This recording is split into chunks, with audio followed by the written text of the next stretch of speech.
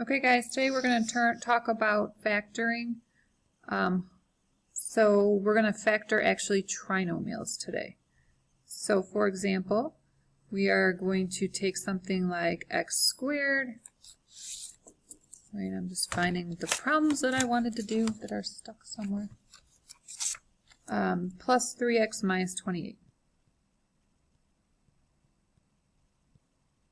Alright, when you see this trinomial, what we're trying to do with factoring is create it into two binomials that when you multiply them together, you get this trinomial.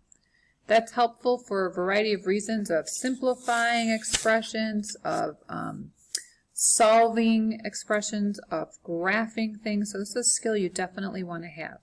When we factor, we're going to look first at the first term. It is x squared. So in both of our binomials, whatever we put in the front has to multiply together to give you x squared.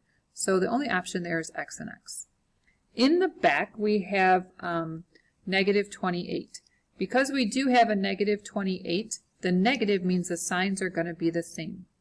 I'm sorry, the signs are going to be different to get a negative. So one's plus and one's minus. I don't know if it's minus plus, plus minus. We're just going to practice. To get a negative 28, we have a couple options.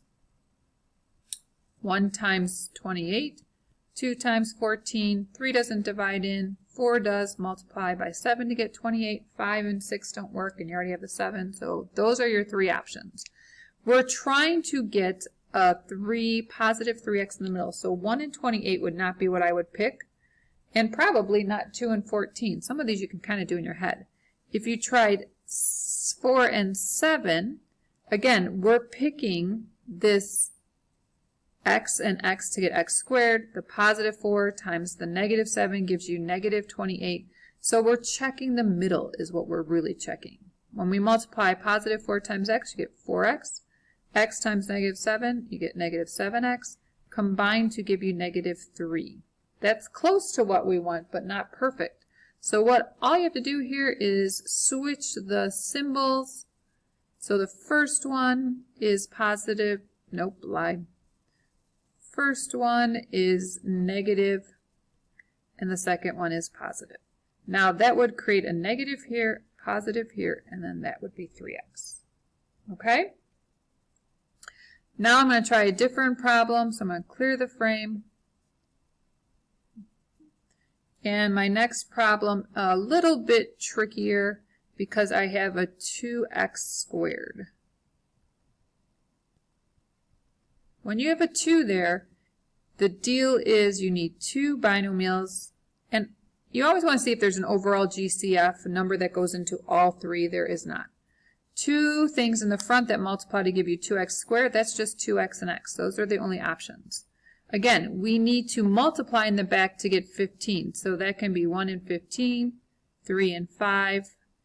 And because we have this leading coefficient with a 2x, we actually have to change these around, which just makes more things for us to try. We're getting a negative 15 at the back, so here we want plus and minus, and we might have to change those, so keep that in mind. In the middle, we're trying to get a negative 7. So if I was just trying, I probably wouldn't pick these two right now. I'm going to go with a 3 and a 5 and see where that leads me. And again, this is trial and error. This is 3x. When I multiply, I get negative 10x, and when I combine, I get negative 7. Love it because I got it right on the first try. That doesn't always happen. Sometimes I get it right on the fourth try, which is frustrating, but that's just the way it is. So again, this gives me 2x squared. When I multiply these last terms, I get that negative 15 I need. I'm checking the middle. It's a guess and check. Okay, one more. The last one will have a leading coefficient 2.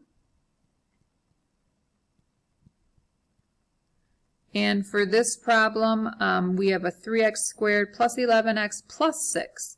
So two binomials, there is not an overall GCF, so keep that in mind. I have 3x and x. I need to get a positive 6, so the signs are going to be the same. I look here, they're going to be the same. They're both going to be what this is, so they're both going to be plus and plus. I can have a 6 and a 1, or a 1 and a 6. A 3 and a 2, or a 2 and a 3. Because there's not an overall GCF of the original problem, there can't be a GCF in any of the binomials. So that is awesome and is helpful to me, because what happens if I have a 3 here, I can't have a multiple of 3 behind it. So that is gone and that's gone. Eliminate some of my choices. All right, now I'm going to try to get 11 in the middle, and I have a 1 and a 6 or a 2 and the 3. If I tried a 1 and a 6, already I'm at 18, and I'm like, yeah, that's not going to do it. So I'm going to try the 2 and the 3. Again, this gives me 3x squared. This gives me positive 6 that I want at the back. When I combine these, this is going to give me 11x, which is what I want. So yay! All right, good.